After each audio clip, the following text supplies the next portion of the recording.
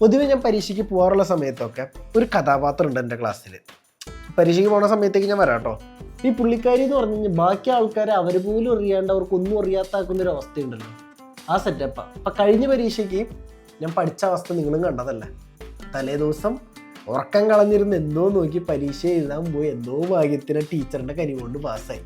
ഈ പുള്ളിക്കാരിക്ക് വേറെ പരിപാടിയൊന്നുമില്ല. മാസം ഗവൺമെൻറ്റിൽ നിന്ന് കാശിട്ടും വീട്ടുകാർ കാശ് അയച്ചു കൊടുക്കും.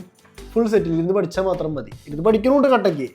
എന്നിട്ട് കാലത്ത് ഞാൻ എപ്പൊക്കെ കഴിഞ്ഞൊരു 3 കൊല്ലത്തെ കാര്യമാണ്, ഏതൊക്കെ കാലത്ത് പരീക്ഷയ്ക്ക് പോയാലും ഇവിടുന്ന് ട്രാം കയറി പോകണമല്ലോ, ഞാൻ കാരണം അതേ ട്രാമിൽ പുള്ളിക്കാരി ഉണ്ടാവും. പുള്ളിക്കാരി വരുന്നു, നമ്മുടെ അടുത്ത് ചോദിക്കുന്നു, പറയുന്നു സ്റ്റേറ്റ്മെൻറ്റ് പോലെ, ഞാനൊന്നും പഠിച്ചിട്ടില്ല, എനിക്കൊന്നും പഠിക്കാൻ പറ്റിയില്ല, ഞാൻ എത്രയും പഠിക്കാൻ ശ്രമിച്ചു, ഒന്നും നടന്നില്ല.